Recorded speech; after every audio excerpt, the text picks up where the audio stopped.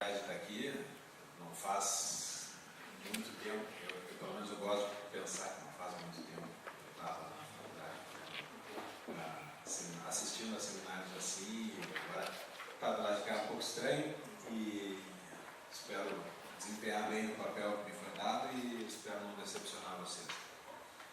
Então, muito obrigado. Em segundo lugar, eu quero pedir desculpa por não estar aqui ontem quando vocês todos se apresentaram. Não que eu fosse lembrar o nome de todo mundo, porque assim, um outro problema que eu tenho, além de ser advogado. Mas eu perdi a apresentação, então eu só queria falar uma coisa meio assim, coletiva, né? Mais legal, coletiva. Quem é do ramo da economia ou administração de empresas? Ok? Mais ou menos, assim, estou fazendo. Quem é do direito? Bastante gente. Sempre muito advogado. E nas outras áreas, quais são as outras áreas? RI? Saúde. Saúde. Engenharia. Qual? Legal. O que mais? Engenharia. Acho que os dois. Jornalismo. Na psico, ninguém? Filosofia e ciências naturais. Jornalismo. Jornalismo, tá. Obrigado. Quem é do Rio Grande do Sul? Meio junto. Eu acho que é meio junto. Quem é aqui do Rio de Janeiro? Estado do Rio de Janeiro? Ok. São as duas maiores delegações, eu suponho. Minas. De São Paulo.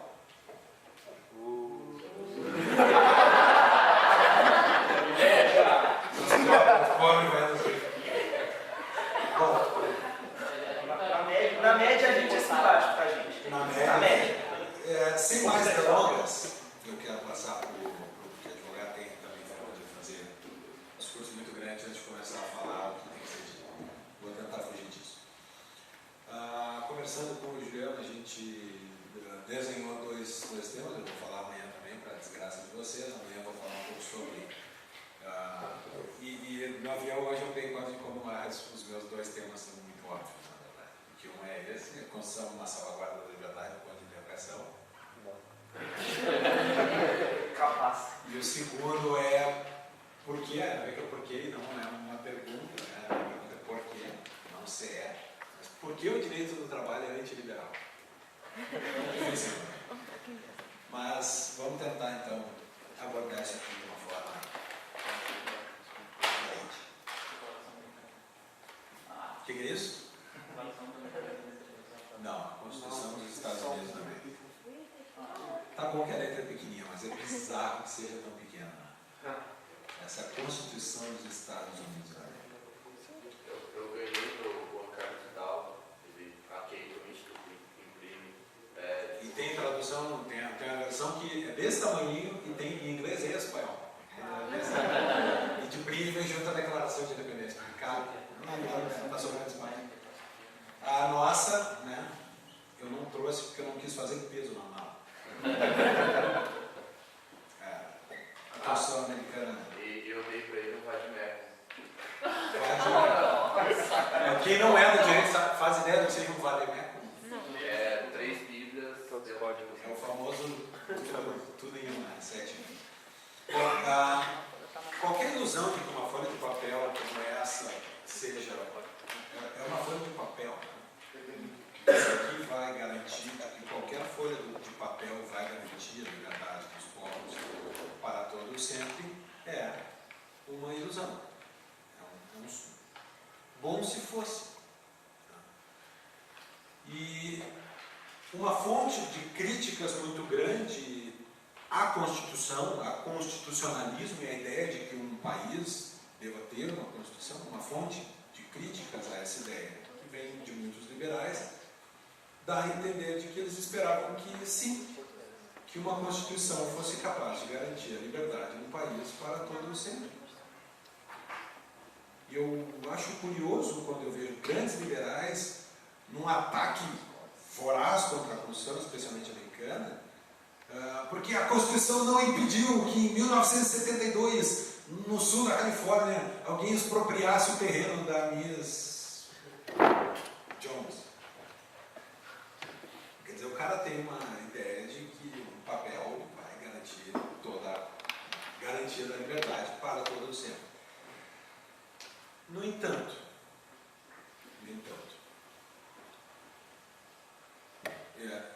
é óbvio que quando nós estamos falando de Constituição, nós estamos falando da organização política de um país que tem Estado. Né? Então, o pessoal que é ANCAP, e também não perguntei quem é mais ANCAP, assim, mais anarco, tipo, não tinha que ter Estado. Aí, ó, vai ter que ir pra cima. Beleza. Vamos ver futebol depois. Outra coisa legal dos eventos Melhor do campeonato é do Ordem Livre, e o Diogo não está aí, cadê o Diogo? Não tá aí. O Diogo, não sei se é pai ou é mãe do Ordem Livre, mas certo que ele estava na sala do pato. Outra coisa legal é que fora do ambiente EPL, Ordem Livre, tu, na sala de aula, pergunta assim, quem aí é ANCAP? Os caras ficam tirando. Pode tirar de mim. É, posto do Uruguai, né, que é amarelo e preto. Bom, é óbvio que nós estamos falando da organização política de um Estado, porque é uma Constituição, se não tem isso, não tem.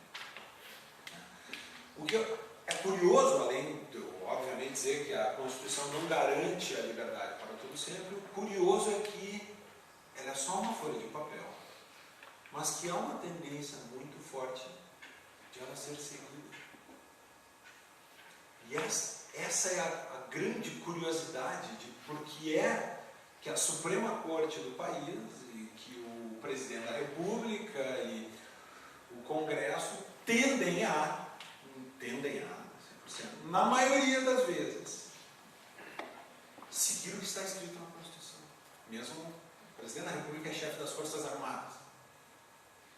E as Forças Armadas, inclusive, tendem a seguir o que está escrito na Constituição. Curioso, é só uma folha de papel. Por quê? Qual é a mágica? Qual é a essência disso? Eu, como sou um liberal escocês, pelo menos no Luís, eu sou um empirista e eu gosto de sempre tentar olhar para a história, aquela coisa do Patrick Henry, eu não tenho outra luz a guiar meus passos que não a lâmpada da experiência. Então, para abordar a história, a ideia de Constituição, do que é isso, por que isso tende a ser seguido, eu gosto de fazer sempre uma abordagem um pouco mais histórica. Então, a primeira pergunta seria, what é a Visa Constitution? O que é isso? Tá bom. Tradicionalmente, uma Constituição tem um papel só. Um papel. Organizar o poder político. Isso é uma Constituição. Ponto. Haverá, que é a Constituição Americana, tá? Os 7 artigos da Constituição Americana. Há o Executivo, há o Legislativo e há o Judiciário. Estão constituídos o Executivo, o Legislativo e o Judiciário. Esse se elege assim, deve fazer isso. Esse se elege assim, deve fazer isso. Esse se elege assim. Para dizer assim, ao organizar, ao tornar um órgão do poder político, ela dá lá as 4 causas aristotélicas de cada órgão político. Quais são as 4 causas? Causa material, do que é feito. Então, como parlamento. O parlamento é feito de deputados. Causa material, causa formal, qual é a forma? Bom, é bicameral, tem o Senado e tem a Casa dos, no nosso caso, a Câmara dos Deputados, lá da House of Representatives. A causa instrumental, como funciona? Bom, os projetos de lei devem ser aprovados por maioria, como se elege, etc. E a causa final, para que serve? Essa legisla, esse outro executa e esse outro julga, executivo, legislativo, judiciário. Isso seria uma Constituição por si só. Organiza o poder político. Mas, tradicionalmente, as Constituições também têm um segundo papel, que é de reconhecer direitos. Uma declaração de direitos, como são as primeiras 10 emendas da Constituição Americana. A nossa Constituição tem no artigo 5º uma declaração de direitos, bem birolha, assim, né? meio caolha, assim, finge que não vê umas coisas, enxerga demais onde não tem, mas reconhece, está lá, tem direito à propriedade, tem liberdade de expressão, são uma declaração de direitos. Mas também é tradicionalmente dentro da teoria liberal um papel que cabe dentro da Constituição. De um certo ponto em diante, não é por acaso que essa cor, sabe que o nome dessa cor, vermelho, vem de verme. Dentre os gaúchos há algum colorado aqui, não? Todos gremistas. Então eles concordam, vermelho é de verme. Determina programas e políticas. Essa coisa, quem estuda direito sabe que tem lá no artigo 7º diz que, por exemplo, haverá um salário mínimo.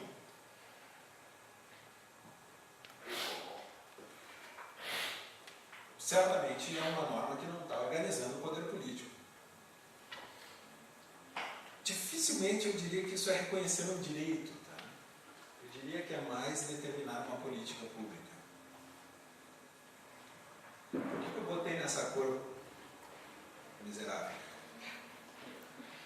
Porque é óbvio que quando colocaram isso aqui nas constituições, os liberais reclamamos. Né? Isso aqui é um adendo que as esquerdas fizeram à teoria constitucional. Então está lá, o salário mínimo servirá para alimentação, moradia, cuidados de saúde, lazer, educação, claro. Aí tu olha o salário mínimo brasileiro e fala, peraí, não dá. Mas isso é uma norma programática. É só para orientar o governo na tomada de decisão. Não dá para falar mais sobre isso, mas isso aqui é nitidamente antiliberal. Por quê? Porque em vez de organizar o poder, a Constituição está exercendo o poder. Está. Não é? Uma coisa é dizer, haverá um poder legislativo e ele fará políticas públicas. Outra coisa é dizer quais são as políticas que ele vai fazer, de que forma. Eu estou exercendo o poder legislativo. A Constituição está exercendo e não constituindo o poder legislativo. Isso aqui é uma Constituição. Basicamente, esses dois passos. Organiza o poder político, diz para que ele serve, quais são os limites, como funciona, e reconhece direitos. Essa parte aqui eu vou deixar de fora, porque isso aqui é a invenção da esquerda. E por que isso foi assim? Eu quero falar de uma vertente do que é o constitucionalismo. Tá? Porque existem diversas tradições de Constituição, de direito constitucional. Eu vou falar da nossa, mais ocidental, porque para o Oriente, pelo menos o islamismo teria que considerar o Alcorão como uma fonte constitucional do poder, tá? Fundacional do poder, a autoritas, a autoridade que funda uma tradição, enfim, dá para falar mais para o Oriente, não quero. Falando aqui do ocidental, nós temos basicamente duas tradições constitucionais, uma inglesa e uma francesa. Tá? E a francesa nasceu depois e se derivou da inglesa e foi quem botou a terceira linha. Então eu gosto de abordar sempre a inglesa.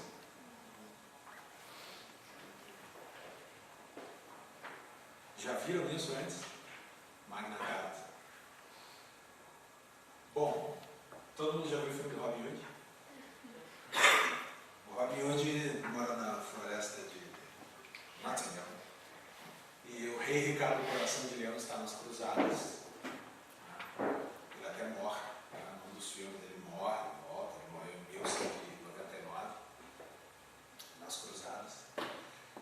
E quando ele morre, assume o primo dele que estava tão longe na linha de sucessão que não tinha herdado nenhuma terra.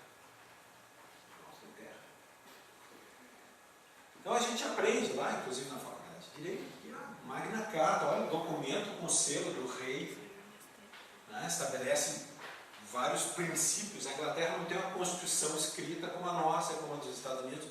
Tem vários atos, várias leis que formam um desenho de país, que organiza o poder do país. Tá? Essa aqui é a primeira e mais importante, talvez a mais importante. Bom, junto com nós. O que diz na Magna Carta? Bom, que para tu ser preso, tu tem que ou pagar uma multa, tu tem que ter um julgamento. Cara, isso é intraduzível. Outro problema é que a gente não consegue traduzir direito. Tá? Lawful trial by its peers, julgamento pelos seus pares.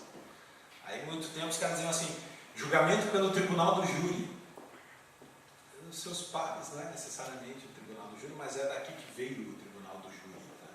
Aquela ideia que a gente vê no filme, né? O júri, o cara tem que convencer o júri. O lawful, dotado de direito, de acordo com o direito, o julgamento, de acordo com o direito. Só pode ser condenado depois de ser julgado de acordo com o direito. Não tem nada a ver com a pena do crime Zed. Ou tem?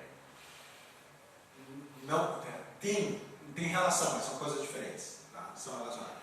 O nulla pena sine lege, não há pena sem lei.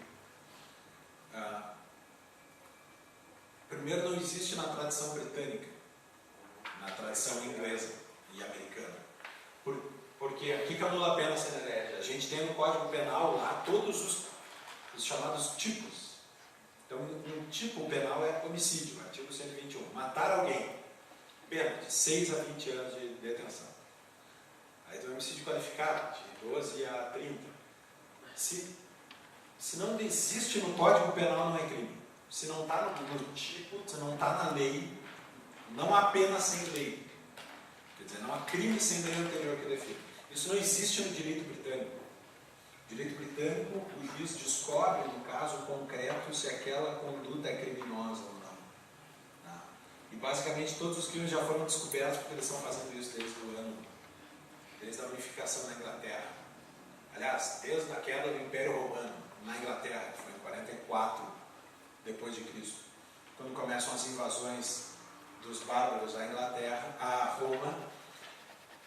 Roma retira os soldados que estavam na Inglaterra e fica Deus dará. E aí começa o feudalismo inglês, começa mais cedo. Então eles estão desde lá julgando casos concretos e determinando o que é crime a partir do caso concreto. E aí tu faz um exercício de indução, sai do caso concreto para uma abstração.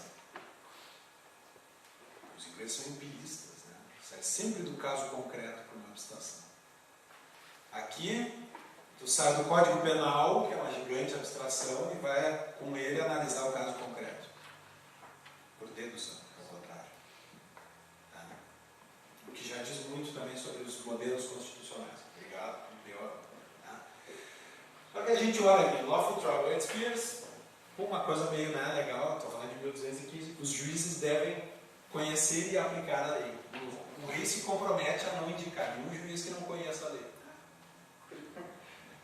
Tem um monte de outras coisas interessantes. Quem lê a Carta Magna, eu esqueci de controlar meu tempo, me deram 45 minutos para falar e 15 de perguntas. Desculpa. Para todos os efeitos, então, estou começando agora.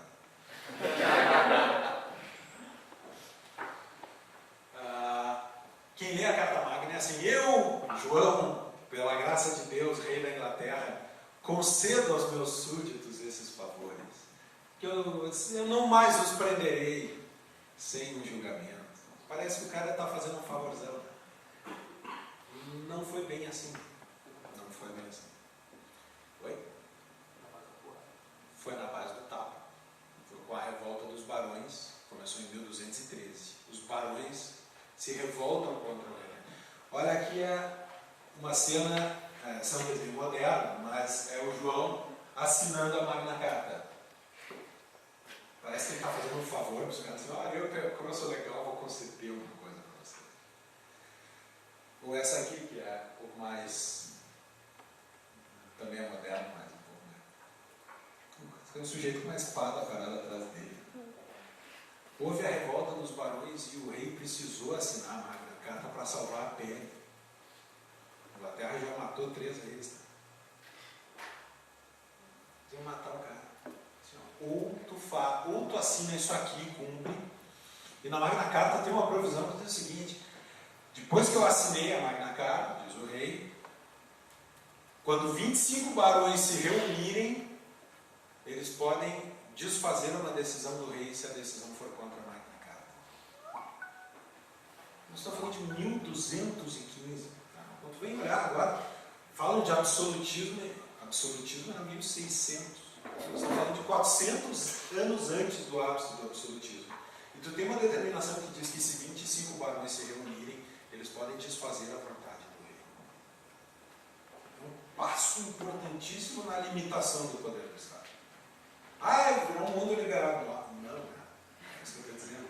Estou dizendo, foi um passo importante. Outro passo, 1320, 100 anos. Declaration of Arbroath, que foi escrita por um padre, Bernard of Kilwinning, de Saiote, né, escocês. Esse aqui tem um pouco mais de selos, né, porque vários nobres assinaram. É uma declaração, estão na guerra de independência da Escócia. Eles mandam uma carta para o Papa dizendo por que a Escócia deveria ser independente da Inglaterra.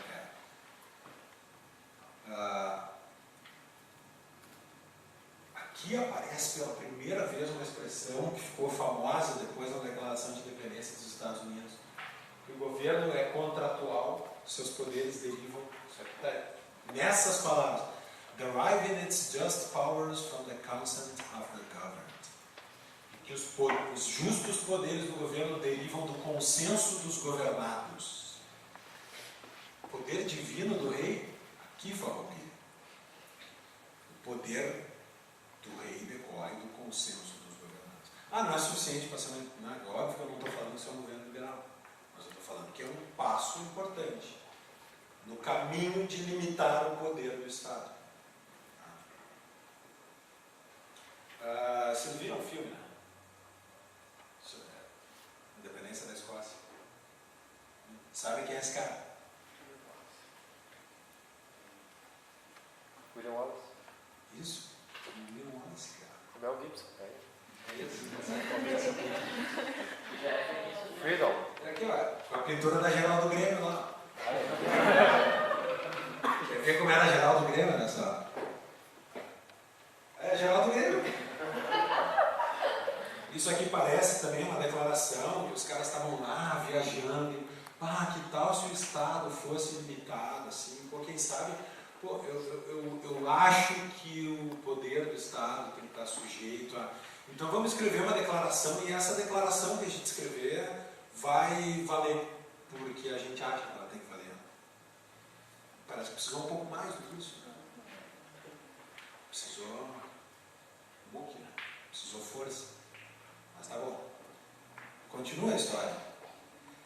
1620, Mayflower Compact. Essa aqui, quem já ouviu falar? Essa aqui pode ser considerada a primeira constituição escrita do mundo. Foi assinada no porão do navio Mayflower em 1620, quando os pilgrims, os peregrinos, estão fugindo da perseguição religiosa de James I na Inglaterra e rumando para a América. No navio, eles se juntam e decidem escrever uma carta esclarecendo como se governarão quando chegarem na América, onde não havia nada. Não havia o rei, não havia exército, não havia nada. E eles juntos sentam e decidem como vamos nos governar. Claro que não era também liberal, tá? Mas a ideia de que os homens sentavam e poderiam determinar uma forma de se governarem é revolucionária. Porque na Inglaterra não. O poder estava na mão do rei e era necessário sempre uma rebelião, pegar em armas para ir diminuindo, botando o cara no lugar dele.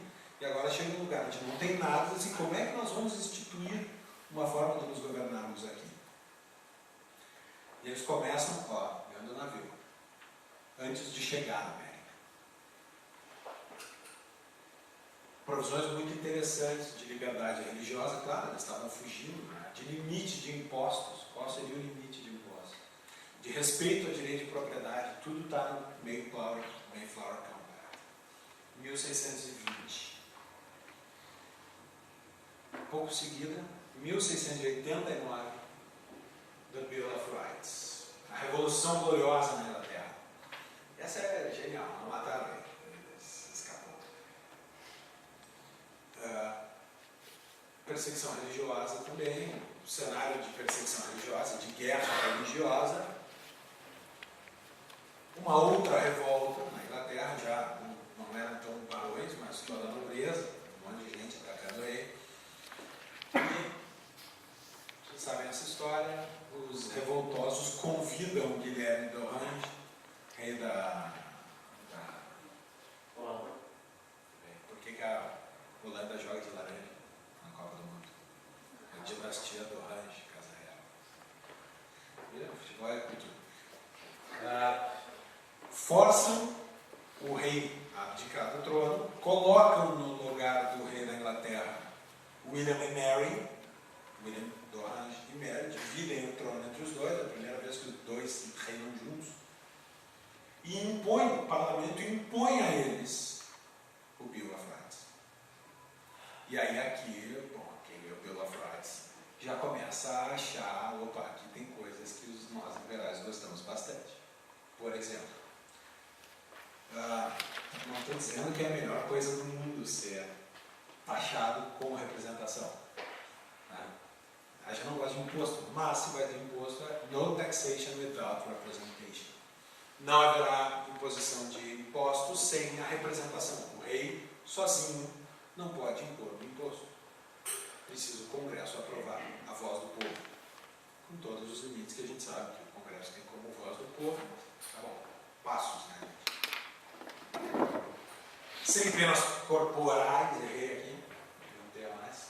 Sem penas corporais, só uma proporcionalidade, as multas seriam aplicadas com a proporção do tamanho da ofensa e não da capacidade econômica do vivente.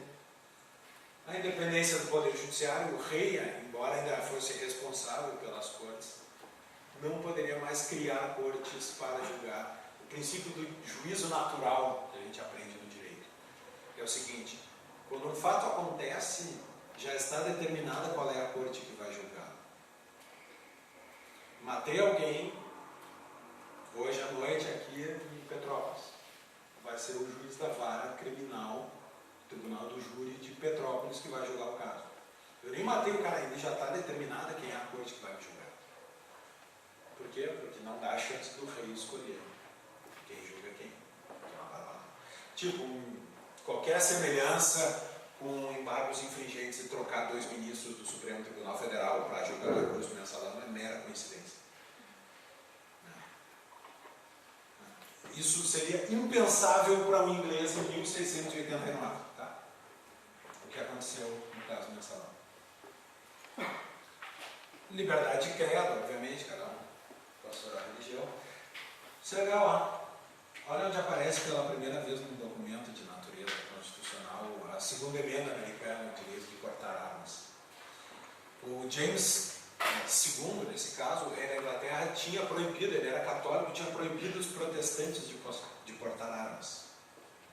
E o Bill of Rights garante a todos os ingleses o direito de portar armas para a sua legítima defesa contra a tirania.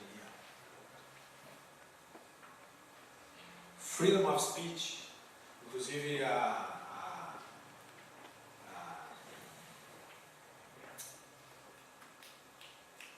parlamentar pode, esqueci da palavra.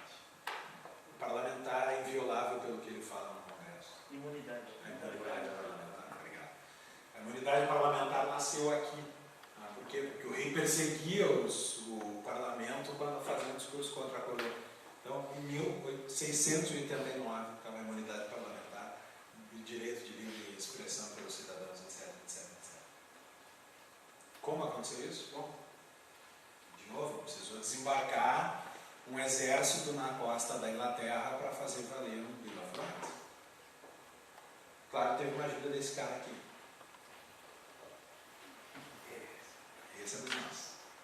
Esse é talvez o fundador do liberalismo moderno,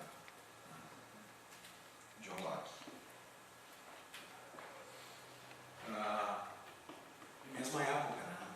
Nós estamos falando da Revolução Gloriosa, uma revolução inspirada e apoiada pela linha de pensamento de John Locke, o iluminismo escocês, bombando já. Tudo começou no mundo moderno. Estou seguindo a linha do tempo. O próximo grande evento na história constitucional é a primeira Constituição. Primeira Constituição do mundo. Por que eu fui lá atrás, em 1215, para contar essa história? Porque quando chega a Constituição americana, que é uma folhinha de papel, eu perguntei por que os caras seguem essa porqueira dessa folhinha de papel. Os americanos conseguiram uma coisa quase milagrosa, que era transportar toda essa história constitucional da Inglaterra para dentro dos Estados Unidos e colocar numa folha de papel, tá? Uma tradição, que o cara sabe que se ele fizer o contrário, ele vai ser degolado. Simples assim. Por que vocês sabem, vocês viram aquele filme A Rainha? A Rainha, viram? Bom, né? Chato pra caramba, quase da água, mas bom, legal. Tem aquela lenga-lenga da princesa Diana, que não serve a nada. A parte legal do filme é o Tony Blair indo pedir arrego para a rainha da Inglaterra. Aquela é a parte legal. Ele acabou de ser eleito, o partido dele ganhou as eleições. Ele vira primeiro-ministro, porque ele é o líder do partido que tem a maioria no parlamento inglês. Todavia, ele não é primeiro-ministro ainda só porque ganhou as eleições. Por quê? Porque a rainha, quem é primeiro-ministro na Inglaterra, é quem a rainha convidar para ser primeiro-ministro. Isso é o que está nas leis de natureza constitucional. Quem é que ela convida? O cara que é o líder do partido que ganhou as eleições. Por quê? Por que ela sempre convida o cara que ganha as eleições? Ela gosta do pescoço. Porque ela gosta do pescoço dela em cima da cabeça. Por que é assim? Porque há a ameaça de uma revolta, a ameaça, tem um consenso de que deve ser assim, a ameaça dele e outros já perderam a cabeça no lugar onde ela está sentada. Os Estados Unidos conseguem importar esse respeito, esse medo de uma lei superior, lei humana, terráquea, né? Não é direito natural, mas uma lei consensada superior ao próprio governo. Eles conseguem importar isso para dentro da Constituição americana. Falta de tempo aí, alguém me socorre. 5h20, estou estourando. Eles conseguiram importar isso. E, de certa forma, reinauguraram uma nova tradição. Por quê? Porque aí tem várias correntes, tem gente que diz que a herança protestante nos Estados Unidos é muito importante e a ideia de um texto sagrado do qual se interpreta diretamente, só a escritura, o princípio de que só a escritura é a origem da verdade, do protestantismo, teria se importado e essa veneração que o americano tem com a Constituição, etc., tem um pouco disso, mas o fato é que a Constituição, a guerra, de novo uma guerra, a guerra de independência dá autoridade para a Constituição, não é o papel, é a luta, é a história, é o que aconteceu para criar aquela norma jurídica. Coisa que nenhum de nós que fizemos direito vamos sequer ter ideia no Brasil da Constituição brasileira, de onde veio, por que aquilo ali está ali, e a gente tem a impressão de que se amanhã passar uma emenda constitucional caçando direito à propriedade, não existe direito à propriedade. Por quê? Porque não está na Constituição. Experimenta propor algum ato legislativo dizendo que não há direito à propriedade no país assim. Essa é a diferença. Eu gosto muito dessa pintura, Washington Crossing the Delaware, a travessia do Delaware, é a grande virada da Revolução Americana. Eles estavam perdendo e o Washington tem a ideia de atravessar o rio Delaware congelado no invernão para atacar o acampamento dos ingleses durante a noite. É a grande virada da guerra de Revolução Americana. Claro que essa cena dificilmente foi assim, né? Eu acho que eles não levavam a bandeira desse jeito para a batalha. O Washington provavelmente. Mas eu acho legal isso aqui porque é essa coisa da simbologia americana, essas coisas de estar na cultura, a reverência à Constituição, etc. Outra coisa que eu acho legal é que tem 2 mulheres no barco, e que se tu olhar, na real, só elas estão remando de verdade. Parece o futebol de vocês. Mais ou menos, tá? Mas eu acho legal. Claro que aqui também teve um apoio, assim como o Bill of Rights lá tem a mão do John Locke. Aqui eu peguei esse cara para dar um exemplo, tá? Esse é o Thomas Paine, que escreveu um panfleto chamado Common Sense, que basicamente arregimentou os soldados das milícias americanas. Um panfleto que era distribuído e lido na rua e as pessoas ouviam aquilo e vão me alistar. Ok? Mas poderia ser também outros tantos textos da era revolucionária americana, porque aqui tinha um corpo de ideias sendo propalado pelo país, uma coisa forte, importante. Tá? Então eu saí lá de 1215, eu acho que eu fiz o meu ponto de que não é o papel, não é o papel, é a revolução, é a ideia que está por trás, é a força, é o limite que é imposto ao poder. O poder não se autolimita. E o papel não limita o poder. São as ideias e a força que estão representadas no papel que limitam o poder. E é por isso que essa aqui é a Constituição Brasileira original, né? Porque em que emenda está? Quem recém se formou, está estudando direito. A Constituição Americana é de 1787, né? Nem lembro mais. E ela tem 27 emendas. 77 a nossa. Ah, é? 70, a brasileira é de 88. Por aí. E eu estava na faculdade quando saiu a emenda 45. Eu me lembro da 54, que tinha coisas importantes. E já deve estar na 70 e tanto. Isso é tática para vender ela. Se não é por aí, quer dizer, ontem quando eu saí do escritório era para 77. Agora Eles estão com um projeto de emenda constitucional que garante o direito à felicidade como direito. Mas não é óbvio. Não, mas é busca, falando sério, isso aí é busca da felicidade, não é direito à felicidade, é direito à busca da felicidade que está na Constituição Americana também. Se tiver nesses termos. Bom, excelente questão. Vou até anotar aqui. Se eu tivesse eu adoro o chat, mas não é brincadeira. Vou até anotar aqui porque eu acho que isso é uma coisa que eu queria muito que aparecesse nas perguntas. Assim. Não sei se alguém vai perguntar, mas é por que os caras interpretam de um jeito. Se botar a mesma frase na Constituição Americana e na Constituição Brasileira, vão ser interpretadas de forma diferente. Tá? Por quê? De novo, é a tradição, é qual é a força, qual é a ideia que está por trás do dispositivo funcional.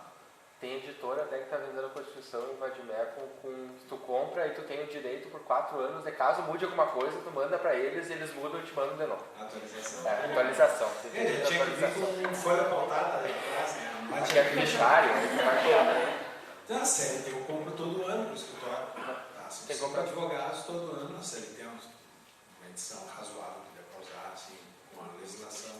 É um livro desse tamanho, eu compro 5 por ano, porque todo ano. A Constituição já está com umas 100 mil palavras, contando os textos originais de casamento. E quais são as forças, né? Qual é a que está por trás? O que está por trás da Constituição de 88, né? Ulisses Guimarães. Bote fé. Vamos ver aqui. Ninguém. Alguém lembra da eleição do Collor? Não, né? Vocês nasceram. A média de ano que vocês nasceram. O que? 90 aí? Alguém nasceu antes de 1990? Sim, né? Assusta, né? Você. Há pouco eu dei aula na faculdade e eu estava falando do Código de Hammurabi. Pô, o primeiro código escrito da história, uma pedra desse tamanho, esculpida, pedra preta, essa largura, desse tamanho, parece Shaquille O'Neal. Os caras assim. Não filma esse.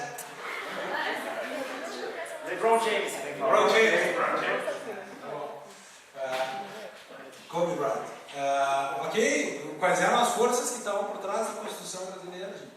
pensar o que estava acontecendo no Brasil em 1988. Sua Excelência, o Presidente da República. Você já fez esse tipo assim? Nossa, não. Esse aqui é o que eu conheci. Antes do pé da mãe. Tava com o dedo. Amanhã vai ser outro dia. Deixa eu ver. Não, esse aqui já estava aposentado por invalidez. Direto já. Abaixa a ditadura. Liberalismo, né? Abaixa a ditadura. Povo no poder. O que é o povo no poder? Democracia ilimitada. Quem me pergunta isso? Diretas já. Cara, alguém tem tudo. A tradição constitucional brasileira é ibérica. Portugal e Espanha. Os dois parlamentaristas. Qual era o problema do Brasil ser parlamentarista? Era muito melhor, não precisava do impeachment do Collor. O Lula teria caído. Sei lá o que teria acontecido. Não sei, não quero traçar aqui também.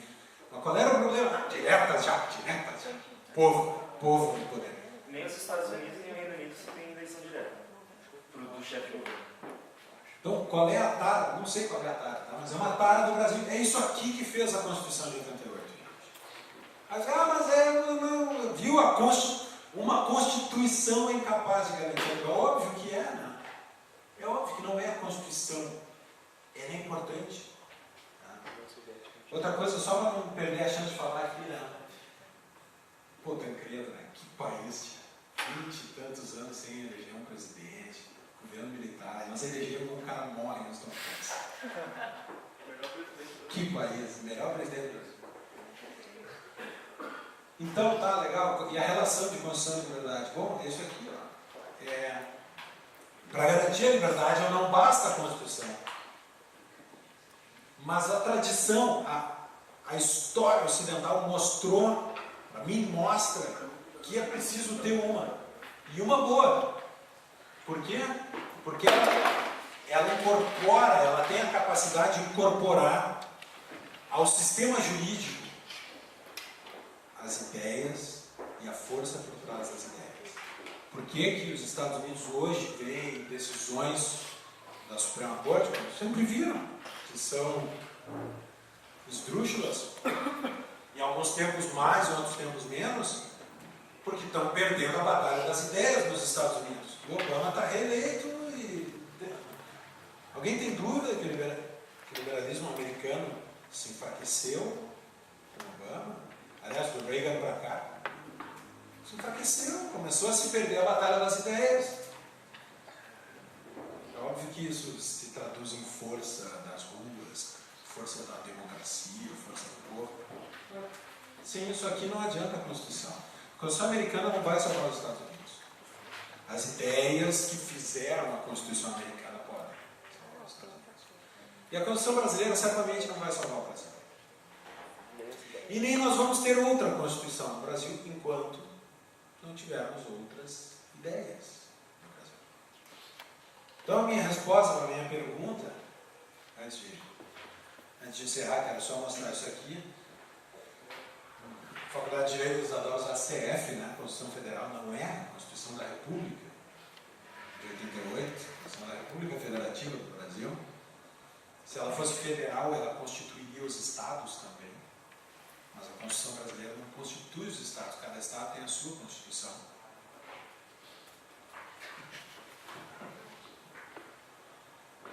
Preciso dizer isso aqui, não é um modelo de Constituição liberal, ela não está na tradição liberal de constitucionalismo.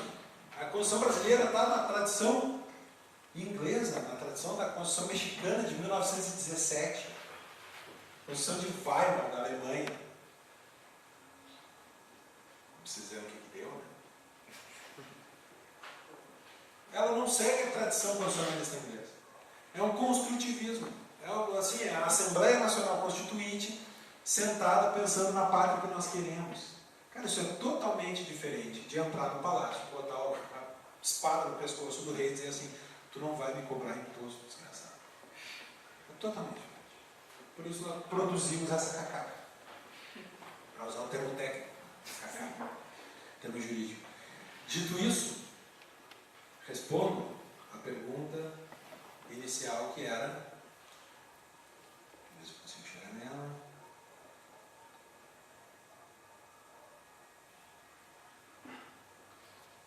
Constituição salvaguarda da liberdade? Sim, sempre que nós tivermos as ideias e a força para fazer valer as ideias, para uma Constituição liberal ser aplicada. Então, a culpa não é da Constituição. Se o modelo falha, a culpa não é da Constituição americana. A culpa é da Constituição brasileira, porque ela é ruim. A americana é boa, sim, tem defeitos, tá? É melhor. Mas o modelo de constitucionalismo não faliu. É que nós estamos perdendo a batalha das ideias. Estamos. E aí eu volto a dizer, cada vez que eu venho num evento desse, eu acho que quando eu comecei a frequentar o Instituto de Liberdade, devia ter 30 liberais no Brasil. Todo. Assim. O mais jovem liberal dentro do Estado, o aparelho do Estado, era o Meira Pena, que tinha uns 90. Assim. Era tudo empresário, aqui, ali, um advogado. E hoje o mundo, né? A hashtag está acontecendo. Então é isso aí. Obrigado.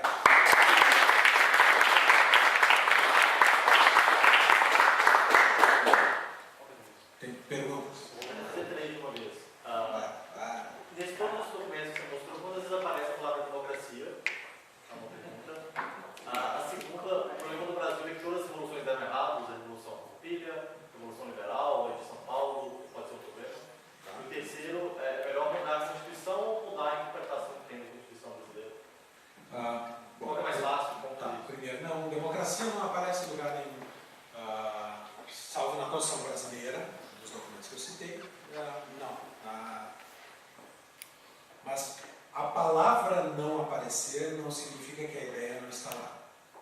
Liberdade também não aparece no Bill of Rights. Não é um direito. Não está na Declaração de Independência a liberdade das pessoas. Os direitos individuais também não aparecem. Aparecem alguns dos direitos individuais.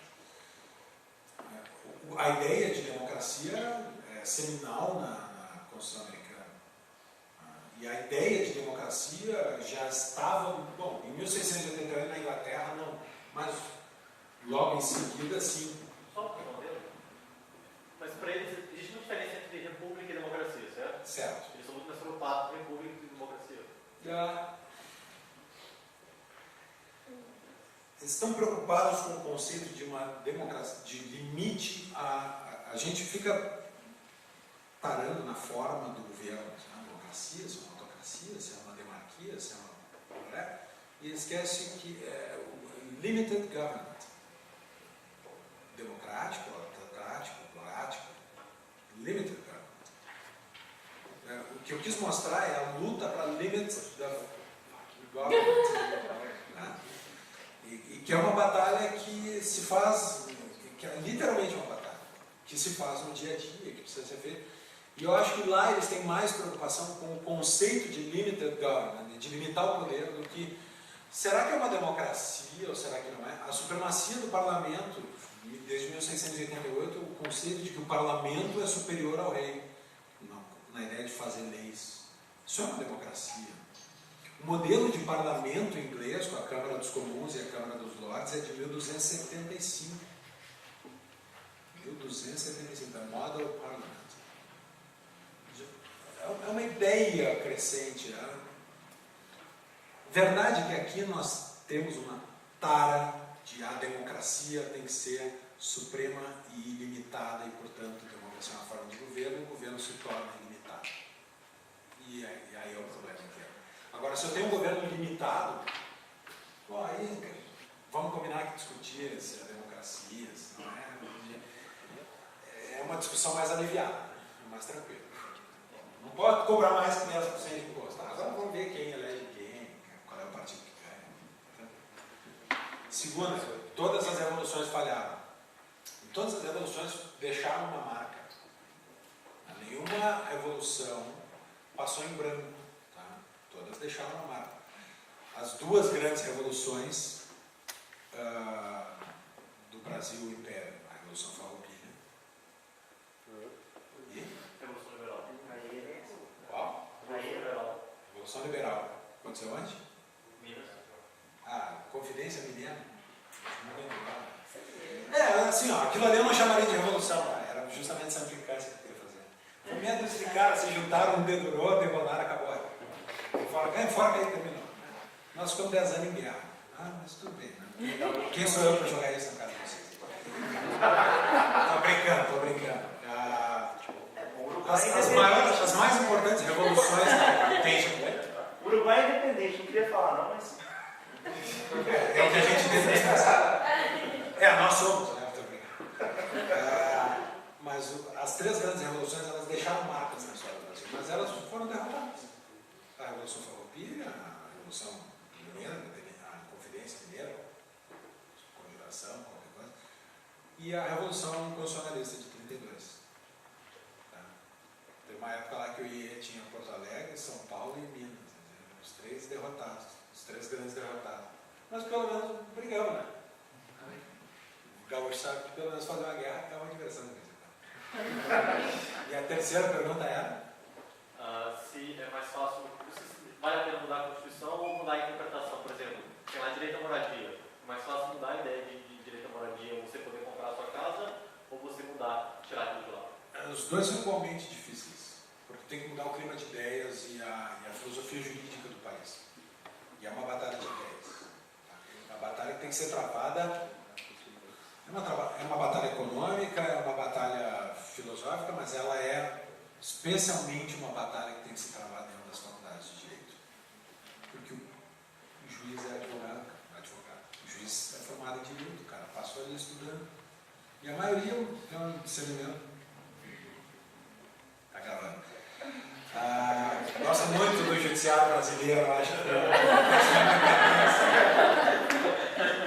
cara, o sujeito sai da faculdade em Berlim, nunca trabalhou na vida, nunca atuou no processo, fica 5 anos trancado no gabinete atuando de assistente de um desembargador, faz um concurso, vira juiz, vai decidir a vida das pessoas com o poder de olhar isso aqui e dizer assim: eu acho que essa caneta é amarela. Pô, mas tem aqui 5 anos de decisões do Supremo Tribunal Federal dizendo que é azul. Mas era independência de juiz. Legal. Faz o que eu quero. Declara inconstitucional. Legal. Necessidade. Tá? Qual é o trabalho que dá para mudar o entendimento jurídico, o entendimento das cortes? É o trabalho de ganhar a luta das ideias. Qual é o trabalho que tem de mudar a Constituição, o papel? Talvez seja mais fácil. Né? Tu tem um preço no Congresso. Talvez seja mais fácil. Mas essa Constituição vai ser interpretada nas cortes por juízes. Então nós temos que formar gente. A batalha é essa aqui, a batalha das ideias. Dá o mesmo trabalho, mudar a forma como a Constituição é interpretada e o que está escrito. Oi, tem uma pergunta só. Eu sou do direito e eu vi na internet recentemente uma pergunta que me deixou bastante intrigado, que era, a maioria dos liberais que tratam da questão do direito, que a gente conhece, são de tradição common law. Hayek, mesmo o pessoal americano mais diferente, como Gary Cartier. Existe algum liberal de tradição civil law que fale bastante da questão do Estado? Tem.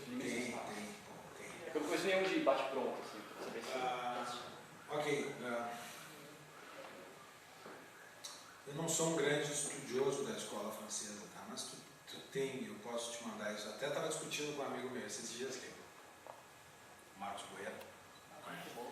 Gente boa, tarado, brilhante. E com o Alex Catarino, já estava numa mesa uma vez, faz tempo isso, agora estamos dando isso faz muito tempo. E eu falei exatamente isso. Cara, fora o Bastiat, não conheço nenhum francês que preste. E o cara me deu uma lista na hora, assim, de bate-pronto. Existe uma escola liberal francesa importante. O Guissorman agora, me ocorre. Desses mais modernos, Guissorman. Mas tem outros tantos. Né? Os romanos não contam. Oi? Os romanos? Os romanos. Cícero. Sim, tradição. Mas está lá para trás. Lá para trás. antes da ideia de Constituição. Aliás, seria outro assunto, conceito romano e grego de Constituição, de que forma chegou lá. Só que, duas perguntas. Primeiro, é uma questão que eu opinião sobre uma questão eu gosto muito dessa ideia da tradição anglo-saxônica de preservar a liberdade. Sempre gostei muito dessa área.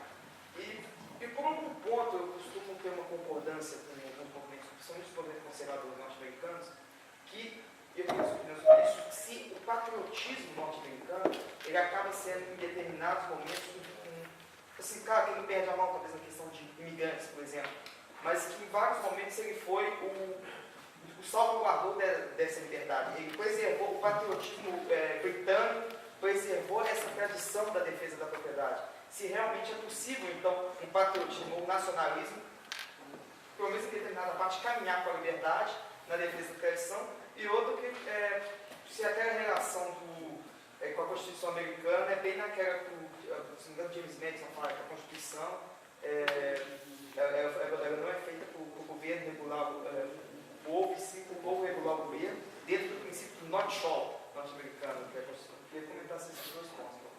Bom, primeiro.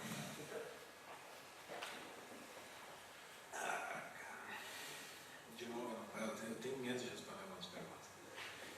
A questão do patriotismo americano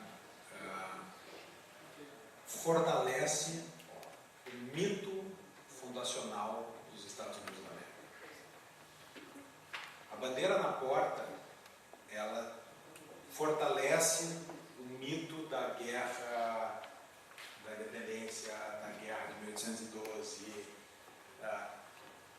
faz lembrar, é uma coisa que traz à mente do americano, as fundações do país. E esse é o lado bom do patriotismo americano, concordo contigo. E vejo isso. Não estou com isso dizendo que o nacionalismo americano é uma coisa boa, acho uma coisa totalmente tapada. Totalmente tapada. E acho toda a discussão de política externa americana meio tapada. Não só, parece que se isola em duas vertentes que eu acho as duas tapadas. Acho o Ron Paul, com o isolacionismo dele, tapado também. Sorry. I'm really sorry. Mas não existe vácuo de poder, e isso vale dentro de casa, sou casado, vale dentro de casa. Não existe vácuo de poder e existem players macro no mundo que, quando o dia que o Ron Paul disse, traz todas as tropas para casa, nós não vamos mais nem opinar na ONU, nós não queremos mais nada com o resto do mundo, nós vamos cuidar só aqui de dentro. No outro dia, alguém vai tomar esse espaço de poder que os Estados Unidos ocupam hoje. E vai ser pior. É perfeito, ideal, liberal, não é. Mas, ok. Do mesmo lado, eu acho estúpida a conduta dos últimos anos de invasão. Vou criar uma democracia. Isso não existe. Os Estados Unidos, com uma mentalidade só, com uma religião só, com um monte de coisa, levaram de 76 a 87 para escrever uma Constituição para eles. Vai construir uma Constituição para o Iraque, nem entende o que está acontecendo lá. Sem chance, esquece, é estúpido também. Então, dito isso, a segunda questão, o shall not. O conceito americano de Constituição é, nascido da Inglaterra, o conceito de limitar o poder do Estado. Limitar o poder do Estado. Ponto. É difícil, é muito moderna a ideia de não haver Estado. É moderno, é uma ideia moderna. E mesmo fundamentar a existência do Estado é uma dedicação relativamente pequena no esforço intelectual da ciência política.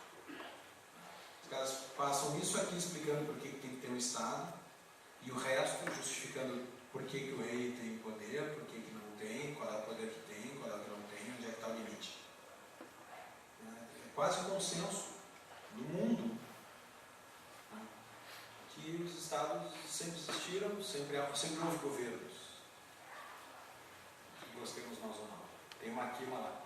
Tem duas perguntas. Vocês tinham respondido. Como é que tá de tempo? Tem duas perguntas bem rápidas. Só essa. É duas bem rapidinho. Só então, sua. Isso aí, tá, Uma ou as duas? As duas. Eu faço uma agora e a outra amanhã. O Bill of Rights é trabalho dos liberais. E eu acho que a gente usa muito pouco isso daí como forma de argumentação.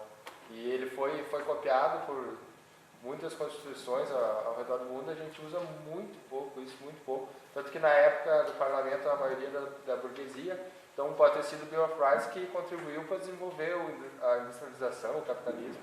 Eu consegui ter uma aula de direito com uma professora sobre Bill of Rights, que ela não falou a palavra liberal quase em nenhum momento. Ela falou uma vez, e quando eu falei para ela que era trabalhos liberais, ela acho que ela foi a primeira vez que ela ouviu isso. Eu acho inacreditável. Nós perdemos a batalha da Declaração de Direitos, do conceito de Declaração de Direitos. Nós perdemos a batalha para a Declaração Universal dos Direitos Humanos da ONU, que é uma palhaçada. A União Soviética foi contra. Bom, a União Soviética, óbvio que foi contra, verdade. Mas é uma palhaçada, assim, 70% é bucha, é bobagem, da Declaração Universal dos Direitos Humanos. Só? Tinha a última lá. Então, eu entendi o seu ponto de que é preciso haver uma cultura de força para que haja garantia da liberdade. Mas, assim, mesmo a Constituição americana relativiza o direito de propriedade. Minha pergunta é, se o direito de propriedade fosse absoluto, poderia haver a possibilidade de que a Constituição fosse a salvaguarda da propriedade com o direito de propriedade absoluto. Só que isso seria um problema na questão dos impostos, porque se for absoluto, o Estado não pode pagar imposto. O Guilherme estava no Clube Venezuela no dia que eu fiz uma palestra lá e a última, Gigas, né? Vulgo Gigas, a.k.a. Gigas. E a última palavra, a última pergunta foi uma grande coisa, mas cara, o senhor não concorda que todo imposto é um roubo? Tu percebe que o clube é bem. E aí eu respondi, não quero responder essa pergunta. Numa situação hipotética de direitos de propriedade absolutos, eu veria a função do Estado como cortes de justiça criminal, não civil, cortes de justiça criminal e polícia judiciária, não preventiva, só polícia judiciária. Vai lá, prende o cara e traz preso. Investiga o crime e prende o cara e traz preso só. Então, ou seja, não nem num cenário de direito de propriedade não relativizado, eu vejo a inexistência do Estado, mesmo a condição da Constituição por si só garantir a liberdade. As coisas são como elas são. Eu gostaria muito que nós vivêssemos num universo em que todos concordam com o PNA, mas aqui do lado tem que não concordam. Ali tem outros. Eu estou falando de países que têm exércitos. Não estou falando só de pessoas. Então eu não vejo isso como uma realidade. Uma Constituição por si só garantir a liberdade, sem força, não vejo isso. Nem num cenário de amplo e garantido, concreto e absoluto direito de propriedade. Não vejo isso acontecer. A gente estourou bastante tempo mesmo. Faça pra ele agora. Amanhã, vai ter amanhã, não? Não, só perguntar pra ele daqui a pouco. Agora, acabar. Anotem ou eu respondo agora.